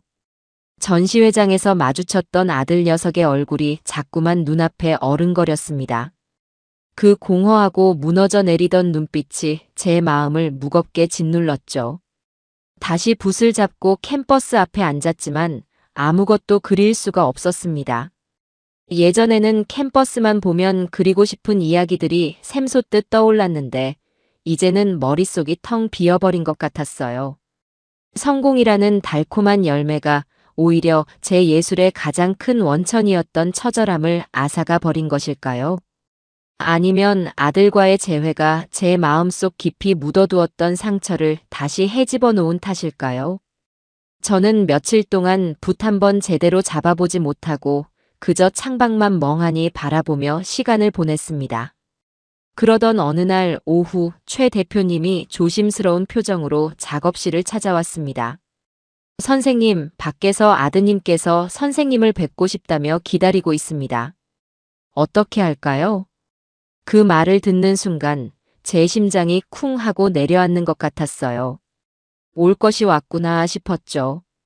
제 안에서는 분노와 연민이라는 두 가지 감정이 거세게 충돌했습니다. 당장 소금을 뿌려 내쫓고 싶은 마음과 그래도 피를 나눈 자식인데 얼굴이라도 한번 봐야 하지 않겠나 하는 마음이 싸웠어요. 한참을 망설인 끝에 저는 최 대표님께 그를 안으로 들여보내라고 말했습니다. 피할 수 없다면 정면으로 부딪혀야 한다고 생각했어요. 잠시 후 작업실 문이 열리고 종식이가 안으로 들어왔습니다. 그 녀석은 전시회장에서 봤을 때보다 훨씬 더 초췌한 모습이었습니다. 며칠 동안 잠을 제대로 자지 못한 듯 눈은 퀭했고 얼굴은 반쪽이 되어 있었죠. 그 녀석은 차마 제게 다가오지 못하고 문 앞에서 고개를 숙인 채 우물쭈물 서 있기만 했습니다. 저는 아무 말 없이 녀석을 쳐다보았습니다. 한때는 하늘처럼 믿고 의지했던 아들이었지만 이제는 너무나도 멀고 낯선 타인처럼 느껴졌어요. 침묵이 흐르는 동안 녀석은 겨우 용기를 낸 듯 입을 열었습니다. 아버지. 그 한마디를 내뱉고는 더 이상 말을 잇지 못하고 입술만 달싹거렸습니다. 저는 차가운 목소리로 물었죠. 이제 와서 아버지가 생각났나? 세상 사람들이 다 나를 아버지라고 부르니 너도 한번 불러보고 싶어진 게냐?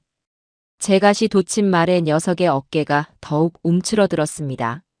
아버지, 제가 죽을 죄를 지었습니다.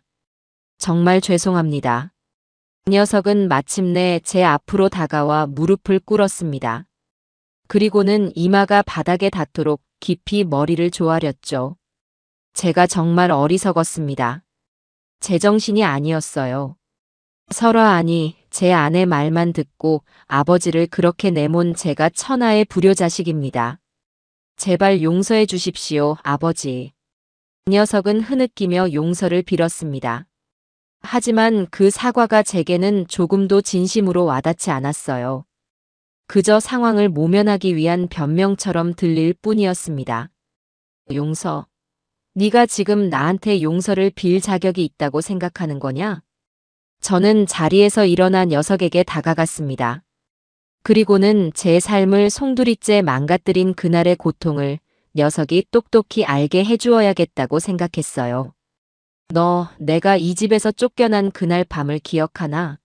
너희 부부는 따뜻한 거실 소파에 앉아 텔레비전을 보며 웃고 있었지. 그때 나는, 이 늙은 아비는 차가운 공원 벤치에 누워 밤새 추위에 떨어야 했다. 난생 처음 보는 놈들에게 자리세를 내놓으라며 멱살을 잡히고 내 전 재산이 든 가방을 빼앗길 뻔했어. 그게 어떤 공포인지 너는 상상이나 할 수 있겠느냐? 제 목소리는 점점 커져갔습니다. 너희가 맛있는 저녁을 먹고 디저트로 과일을 깎아 먹을 때 나는 배고픔을 견디지 못해 난생 처음으로 쓰레기통을 뒤졌다. 누가 버린 딱딱한 빵 한 조각을 입에 쑤셔 넣으며 내가 어쩌다 이런 짐승 같은 신세가 되었는지 서러워서 피눈물을 흘렸어. 그 비참함이 어떤 건지 너는 알기나 해? 저는 녀석의 눈을 똑바로 쳐다보며 소리쳤습니다. 너희가 주말이라고 아들 녀석 손을 잡고 백화점에 쇼핑을 갈 때 나는 폐지가 가득 담긴 손수레를 끌며 너희 차를 피해야 했다. 내 아들, 내 손주에게 흙먼지 투성이에 초라한 내 모습을 들킬까봐 죄인처럼 숨어야 했던 내 심정이 어땠을 것 같으냐. 말해봐라, 이놈아. 제 절규의 종식이는 아무 대답도 하지 못하고 그저 바닥에 엎드려 통곡할 뿐이었습니다. 아버지, 잘못했습니다. 제가 다 잘못했습니다. 제발 그만하세요. 그만하라고? 나는 아직 시작도 하지 않았다. 내가 길 위에서 보낸 몇 달은 하루하루가 지옥이었다. 그런데 너는 이제 와서 내가 세상의 주목을 받고 돈을 좀 벌게 되니 그제야 아비 생각이 나더냐? 내가 여전히 길 위에서 폐지를 줍고 있었다면 너는 나를 찾아왔을 것 같으냐? 제 마지막 질문은 날카로운 비수가 되어 녀석의 심장에 박혔을 겁니다. 녀석은 차마 고개를 들지 못했습니다. 그것이 바로 정답이었으니까요. 녀석은 저를 찾아온 것이 아니었습니다. 성공한 화가 이금호를 찾아온 것이었죠. 저는 깊은 환멸을 느꼈습니다. 저는 무릎 꿇고 있는 녀석을 차갑게 내려다보며 말했습니다. 일어나거라. 그리고 돌아가. 나는 너를 용서할 생각이 없다.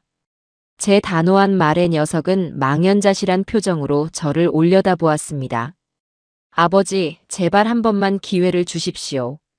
제가 평생을 속죄하며 살겠습니다. 속죄? 좋다. 그렇다면 내가 너에게 속죄할 기회를 주마. 저는 작업실 벽에 걸린 제 그림들을 가리켰습니다. 이 그림들을 보아라. 이 그림들 속에 내가 겪었던 고통이 고스란히 담겨 있다. 너는 평생 이 그림들을 기억하며 살아라. 네가 아비에게 무슨 짓을 했는지 뼈에 새기고 잊지 말고 살아. 그것이 내가 너에게 주는 유일한 용서다. 저는 녀석에게 등을 돌렸습니다. 더 이상 그 얼굴을 마주하고 싶지 않았어요. 그리고 다시는 나를 찾아오지 마라. 너는 더 이상 내 아들이 아니다. 그것이 제가 녀석에게 할 수 있는 마지막 말이었습니다. 종식이는 한참 동안 그 자리에 망부석처럼 앉아 있다가 결국 모든 것을 포기한 사람처럼 힘없이 일어나 작업실을 나섰습니다. 문이 닫히고 작업실에는 다시 정적이 찾아왔습니다. 저는 그 자리에 주저앉아 버렸어요. 아들을 심판했지만 제 마음속에는 승리감 대신 깊은 허무함과 슬픔만이 파도처럼 밀려왔습니다. 피는 물보다 진하다고 했던가요? 아무리 미워도 자식은 자식이었습니다. 제 손으로 자식을 끊어낸 고통은 길 위에서 겪었던 그 어떤 고통보다 더 아프게 제 가슴을 후벼 팠습니다. 아들 녀석이 다녀간 후 제 마음은 한동안 폭풍이 휩쓸고 간 폐허와도 같았습니다. 그림을 그릴 의욕도 사람들을 만날 기력도 남아있지 않았죠. 최 대표님은 그런 저를 걱정하며 억지로라도 병원에 가보자고 했지만 저는 그저 혼자 있고 싶다며 모든 것을 거절했습니다. 제 상처는 의원이 고칠 수 있는 병이 아니었으니까요. 그렇게 며칠을 뜬 눈으로 지새우고 있을 때 최 대표님을 통해 아들 내외의 소식을 전해 듣게 되었습니다.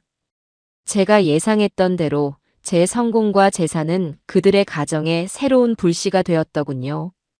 종식이가 집으로 돌아가 며느리 설아에게 저를 만나고 온 이야기를 하자 설아의 첫마디는 그래서요. 아버님 재산은 어떻게 하신대요? 우리한테 좀 나눠주신대요? 였다고 합니다. 그 순간 종식이는 자신의 아내가 얼마나 속물적이고 이기적인 인간인지 비로소 깨달았다고 해요. 그는 설아에게 당신은 아직도 그딴 소리가 나와? 당신 때문에 내가 아버지한테 무슨 짓을 했는지 알아? 라며 처음으로 소리를 질렀다고 합니다. 그날 이후 두 사람은 하루가 멀다 하고 싸움을 벌였다고 해요. 설화는 어떻게든 제게서 돈을 받아내야 한다며 종식이를 닥달했고 뒤늦게나마 자신의 잘못을 깨달은 종식이는 그런 아내의 모습에 환멸을 느끼며 괴로워했다고 합니다. 결국 그들의 싸움은 파국으로 치달았고 두 사람은 이혼을 준비하고 있다는 소식이었습니다. 그 소식을 들었을 때 제 마음은 복잡 미묘했어요. 당연한 인과응보라고 생각하면서도 한편으로는 그들의 불행이 모두 제 탓인 것만 같아 마음이 무거웠습니다. 그리고 무엇보다 그들 사이에서 상처받고 있을 어린 손주 우빈이가 눈에 밟혔습니다. 그러던 어느 날 오후 작업실 문을 누군가 조심스럽게 두드렸습니다. 최 대표님이겠거니 하고 무심코 문을 열었던 저는 문 앞에 서 있는 작은 아이를 보고 그 자리에 얼어붙고 말았습니다. 제 손주 우빈이었습니다.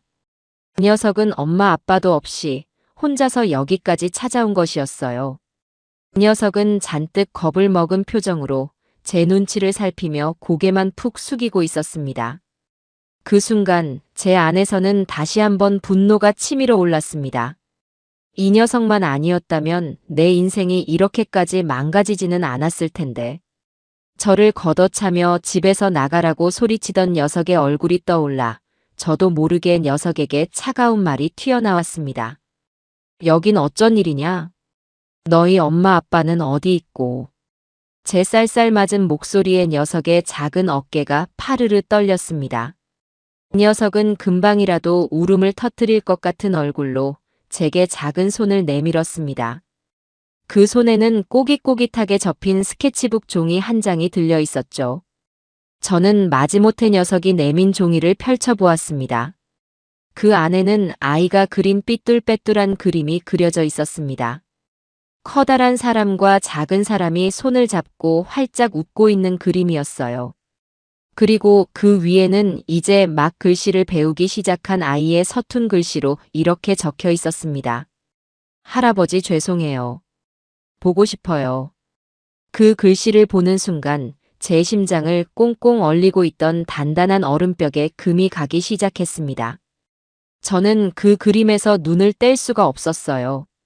그림 속에서 저와 손을 잡고 웃고 있는 아이는 저를 배신한 버릇없는 손주가 아니었습니다. 그저 할아버지의 사랑이 고팠던 세상에서 가장 사랑스러운 제 손주 이우빈이었습니다. 아이에게는 아무런 죄가 없었습니다. 아이를 그렇게 만든 것은 아이에게 올바른 가치관을 심어주지 못하고 물질적인 것만 좇았던 제 아들과 며느리의 잘못이었고 그리고 아이를 무조건적으로 감싸기만 했던 제 잘못이기도 했습니다. 할아버지, 제가 잘못했어요. 다시는 안 그럴게요.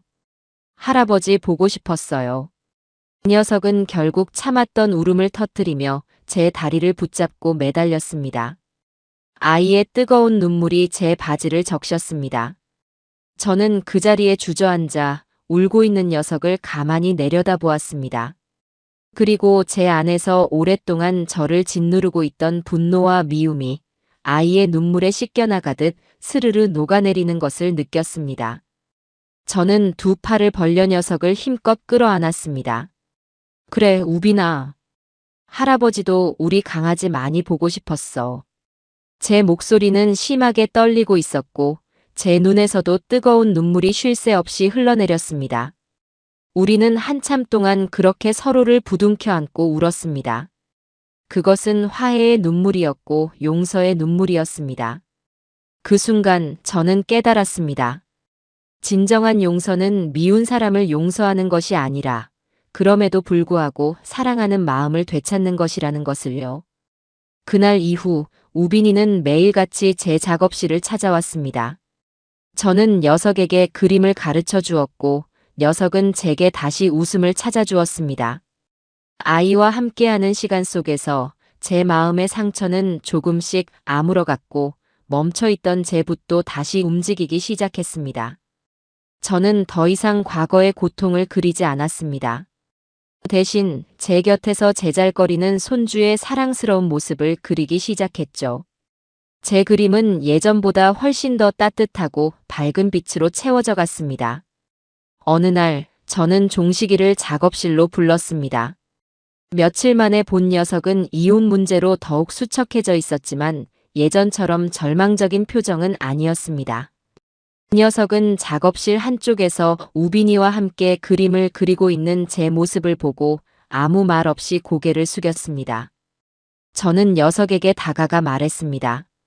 우빈이가 매일 나를 찾아온다. 이 아이의 그림을 보아라. 이 아이의 그림에는 거짓이 없다. 그리고 저는 녀석에게 제 결심을 이야기했습니다. 나는 내 그림을 팔아번 돈으로 나와 같은 사람들을 위한 작은 쉼터와 갤러리를 만들 생각이다. 길 위에서 절망하는 사람들이 그림을 통해 다시 일어설 수 있는 희망을 주고 싶어. 그리고 녀석의 눈을 똑바로 쳐다보며 말했습니다. 너가 진정으로 속죄하고 싶다면 돈으로 나를 도울 생각은 하지 마라. 대신 너의 아들 우빈이에게 부끄럽지 않은 아버지가 되어라. 그리고 내가 만들 그곳에 와서 너의 시간과 땀으로 봉사해라. 그곳에서 네가 잃어버린 인간성을 다시 찾을 수 있다면 그때 나는 너를 다시 아들로 받아들일 수 있을지도 모르겠다.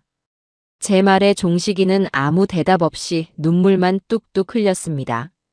하지만 저는 그 눈물 속에서 희미한 희망의 빛을 보았습니다. 저는 모든 것을 잃었다고 생각했지만 이제 제 곁에는 새로운 가족이 생겼습니다.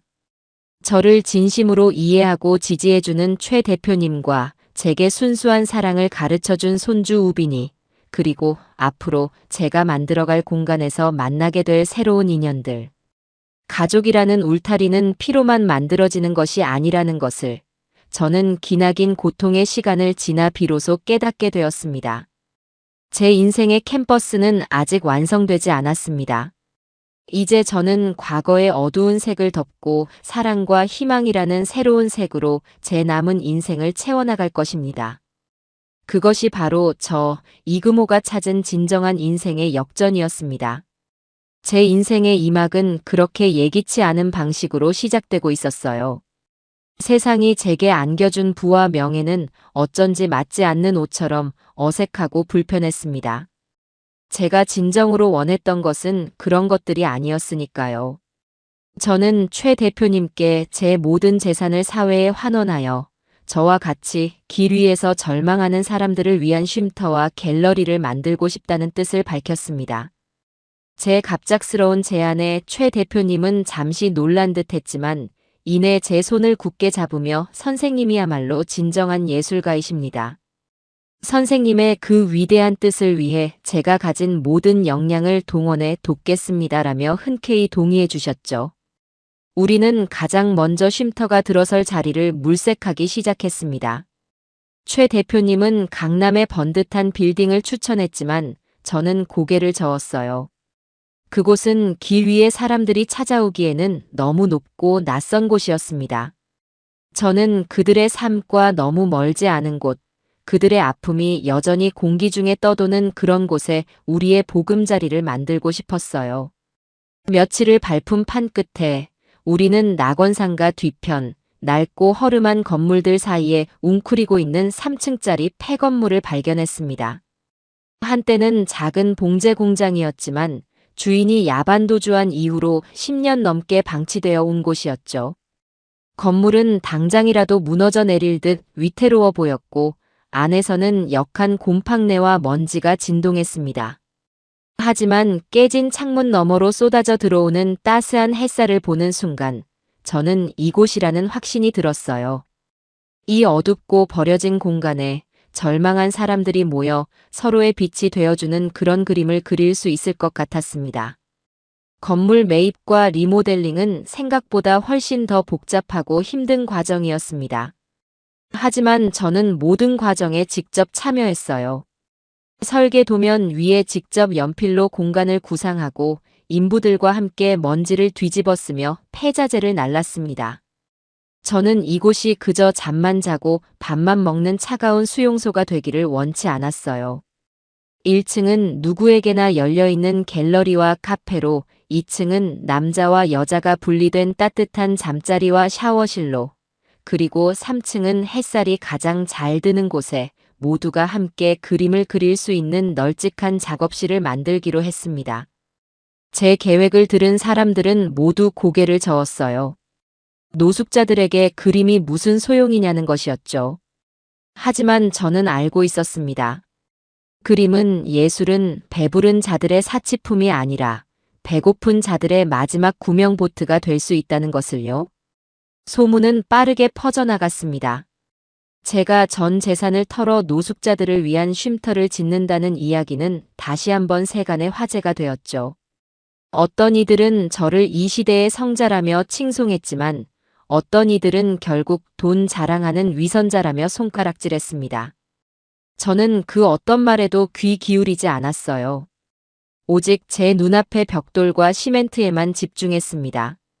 그러던 어느 날 공사 현장에 낯익은 그림자가 나타났습니다. 제 아들 종식이었습니다. 그 녀석은 값비싼 양복 대신 허름한 작업복을 입고 머리에는 안전모를 쓴 채 다른 인부들 틈에 섞여 말없이 시멘트 포대를 나르고 있었습니다. 그 녀석은 저와 눈이 마주치자 황급히 고개를 숙이고는 더 구석진 곳으로 몸을 피하더군요. 저는 녀석에게 아무 말도 하지 않았습니다. 그저 묵묵히 제 할 일을 할 뿐이었죠. 나중에 최 대표님을 통해 들은 이야기로는 녀석이 며느리와 이혼한 후 다니던 회사를 그만두었다고 합니다. 그리고는 매일같이 인력시장에 나가 제 공사 현장으로 배정해달라고 사정을 했다는 것이었어요. 제가 녀석에게 주었던 속죄의 기회를 녀석은 자기 나름의 방식으로 실천하고 있었던 겁니다. 그날 이후 종식이는 매일 현장에 나왔습니다. 그 녀석은 단 한 번도 제게 아는 척을 하거나 말을 걸지 않았어요. 늘 가장 먼저 현장에 나와 가장 늦게까지 남았고 굳은 일과 험한 일을 도맡아 했습니다. 그 녀석의 하얗던 얼굴은 햇볕에 검게 그을렸고 펜대만 잡던 고왔던 손은 온통 굳은 살과 상처투성이가 되어갔습니다. 저는 그런 아들의 뒷모습을 멀리서 지켜보며 제 마음속에서 분노와 연민이 뒤섞인 복잡한 감정이 휘몰아치는 것을 느껴야 했습니다. 우빈이는 주말마다 공사 현장을 찾아왔습니다.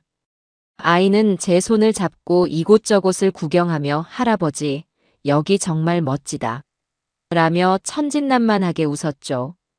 그 녀석은 인부 아저씨들에게 쭈쭈바를 돌리기도 하고 구석에서 말없이 일만 하는 자기 아빠에게 다가가 물을 건네기도 했습니다. 아빠 힘들어. 내가 호해줄까? 아이의 순수한 말 한마디에 종식이는 차마 고개를 들지 못하고 모자 아래로 뜨거운 눈물을 떨구었습니다. 우빈이는 저와 종식이 사이에 어색하고 차가운 공기를 녹여주는 유일한 연결고리였어요. 아이는 제 손을 잡고 종식이에게 다가가 아빠, 할아버지 그림 그리는 것 좀 봐. 진짜 멋있지? 라며 우리 둘을 억지로 이어주려 애를 썼습니다. 그럴 때마다 저와 종식이는 어색한 침묵 속에서 서로의 눈을 피해야만 했죠. 몇 달간의 고된 공사 끝에 마침내 쉼터가 완성되었습니다. 저는 쉼터의 이름을 들꽃 갤러리 쉼터라고 지었어요. 세상에 짓밟히고 버려졌지만 끈질긴 생명력으로 다시 피어나는 들꽃 같은 사람들을 위한 공간이라는 의미였죠. 개관식은 요란한 행사 없이 조촐하게 치러졌습니다. 최 대표님과 몇몇 후원자들, 그리고 공사 기간 동안 정이 든 동네 주민들이 전부였어요. 하지만 그 무엇보다 제게 의미 있었던 손님들은 제가 길 위에서 만났던 옛 동료들이었습니다. 수소문 끝에 찾아낸 최 씨 아저씨는 말쑥하게 차려입은 제 모습을 보고 이 영감, 용됐네, 용됐어. 라며 제 등을 세게 후려쳤습니다. 저는 그의 손을 잡고 다 선생 덕분이오라며 진심으로 고마움을 전했죠. 저는 쉼터를 찾아온 사람들에게 짧은 인사를 전했습니다. 이곳은 누군가의 동정으로 만들어진 곳이 아닙니다. 이곳은 여러분과 제가 우리의 땀과 노력으로 함께 지은 우리의 집입니다. 이곳에서는 누구도 서로를 무시하거나 판단하지 않습니다. 그저 서로의 아픔을 보듬고 서로에게 힘이 되어줄 뿐입니다. 그리고 이곳 3층 작업실의 캠퍼스는 언제나 여러분을 기다리고 있을 겁니다. 여러분의 삶을, 여러분의 이야기를 마음껏 펼쳐 보이십시오. 여러분 모두가 세상에서 가장 위대한 예술가입니다. 제 말이 끝나자 여기저기서 훌쩍이는 소리와 함께 뜨거운 박수 소리가 터져 나왔습니다. 저는 그 순간 제 그림이 갤러리의 하얀 벽이 아닌 바로 이곳 사람들의 가슴 속에 걸리게 되었다는 것을 깨달았습니다. 개관식이 진행되는 동안 종식이는 행사장 가장 뒤편 어두운 기둥 뒤에 서서 모든 것을 지켜보고 있었습니다. 그 녀석의 얼굴은 눈물로 범벅이 되어 있었죠. 그 눈물은 후회의 눈물이기도 했지만 아버지를 향한 존경과 자랑스러움의 눈물이기도 했을 겁니다. 저는 녀석과 눈이 마주쳤지만 아무 말도 하지 않았습니다. 그저 작게 고개를 한번 끄덕여 주었을 뿐이죠. 우리의 진정한 화해는 아직 시간이 더 필요했습니다. 그 녀석이 흘려야 할 눈물과 제가 감내해야 할 아픔이 아직 남아 있었으니까요. 들꽃 갤러리 쉼터의 문이 열리자 길 위에 사람들이 하나둘씩 찾아오기 시작했습니다. 처음에는 그저 하룻밤의 잠자리와 따뜻한 밥 한 끼를 해결하기 위해 찾아왔던 그들이었지만 시간이 지나면서 쉼터는 그들의 삶에 작은 변화를 만들어내기 시작했어요. 특히 3층의 작업실은 늘 사람들로 북적였습니다. 처음에는 쭈뼛거리며 캠퍼스 앞에 서는 것조차 어색해하던 사람들이 제 격려에 용기를 내어 하나둘씩 붓을 잡기 시작했죠. 저는 그들에게 그림 그리는 기술을 가르치지 않았습니다. 그저 여러분이 살아온 이야기를 그리세요. 기쁨이든 슬픔이든 분노든 여러분의 감정을 솔직하게 쏟아내세요라고 말할 뿐이었습니다. 작업실은 곧 그들의 상처가 예술로 승화되는 기적의 공간이 되었습니다. 알코올 중독으로 가족에게 버림받은 한 아저씨는 매일같이 술에 취해 희미해진 아내와 아이들의 얼굴을 그렸습니다. 그의 그림은 형태도 색감도 엉망이었지만 그 안에는 가족에 대한 사무치는 그리움과 자기 자신에 대한 깊은 회한이 담겨 있었죠. 그는 그림을 그리는 동안 단 한 방울의 술도 입에 대지 않았고 몇 달 후에는 마침내 용기를 내어 가족에게 연락을 하기도 했습니다.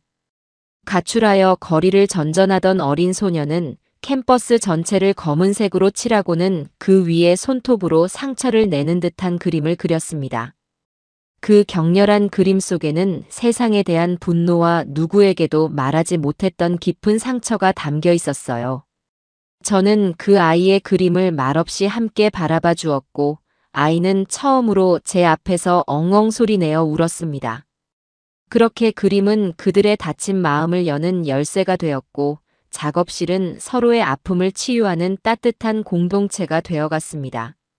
종식이는 여전히 쉼터에서 묵묵히 자신의 역할을 다하고 있었습니다. 그 녀석은 쉼터의 살림꾼이나 다름없었어요. 새벽 일찍 일어나 쉼터 전체를 청소하고 아침 식사를 준비하고 부족한 물품들을 채워 넣는 것이 모두 녀석의 몫이었습니다. 쉼터 사람들은 처음에는 저와 녀석의 관계를 모른 채 그저 성실한 젊은 총각이라며 녀석을 칭찬하곤 했죠. 녀석은 그 누구와도 깊은 대화를 나누지 않았고 그저 묵묵히 자신의 일을 할 뿐이었습니다. 하지만 그의 진심은 서서히 사람들의 마음을 움직였습니다. 몸이 아픈 사람에게는 조용히 다가가 약을 챙겨주었고 그를 모르는 할머니에게는 신문을 읽어주기도 했습니다. 사람들은 점차 녀석에게 마음을 열기 시작했고 녀석 역시 그들과 어울리며 조금씩 표정이 밝아지는 듯 했어요. 그러던 어느 겨울밤 쉼터에 큰 위기가 찾아왔습니다. 수십 년 된 낡은 건물의 난방 보일러가 갑자기 고장이 나버린 것이었어요. 기록적인 한파가 몰아닥친 날이었습니다. 쉼터 안의 온도는 급격히 떨어졌고 사람들은 추위에 덜덜 떨어야 했습니다. 당장 수리업체를 불렀지만 너무 늦은 시간이라 다음 날 아침에나 와줄 수 있다는 대답뿐이었죠.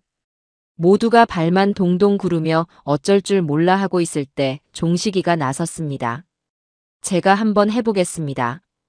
그 녀석은 예전에 회사에 다닐 때 건물시설 관리 업무를 잠시 맡아본 경험이 있다고 했어요. 그 녀석은 연장 가방을 들고 차가운 지하 보일러실로 내려갔습니다. 저는 걱정스러운 마음에 녀석을 따라 내려갔죠. 보일러실은 냉골이나 다름없었고 낡은 배관들은 금방이라도 터질 듯 위태로워 보였습니다. 그 녀석은 몇 시간 동안 땀을 뻘뻘 흘리며 낡은 부품들과 씨름했습니다. 기름때와 먼지를 뒤집어 쓴 녀석의 얼굴은 제가 길 위에서 헤맬 때만큼이나 초라해 보였지만 그 눈빛만은 그 어느 때보다 진지하고 절박하게 빛나고 있었습니다. 자정이 넘어서였을까요? 됐다. 그 녀석의 외침과 함께 멈춰있던 보일러가 덜컹 소리를 내며 다시 움직이기 시작했습니다. 잠시 후 쉼터 전체에 다시 따뜻한 온기가 돌기 시작했고 사람들은 모두 자기 일처럼 기뻐하며 녀석의 이름을 연호했습니다. 그 녀석은 사람들의 칭찬에 어색한 미소만 지어 보일 뿐이었죠. 저는 그 모습을 말없이 지켜보다가 조용히 밖으로 나와 뜨거운 커피 2잔을 뽑아 들고 다시 보일러실로 내려갔습니다. 그 녀석은 지친 몸을 벽에 기댄 채 멍하니 앉아 있었어요. 저는 녀석의 옆에 조용히 앉아 커피 한 잔을 건넸습니다. 우리가 단둘이 마주 앉은 것은 그날이 처음이었습니다. 한참 동안 우리 사이에는 침묵이 흘렀어요. 어떤 말을 먼저 꺼내야 할지 둘 다 알지 못했죠. 먼저 침묵을 깬 것은 저였습니다. 저는 고맙다 라거나 용서한다 같은 말 대신 전혀 다른 이야기를 꺼냈습니다.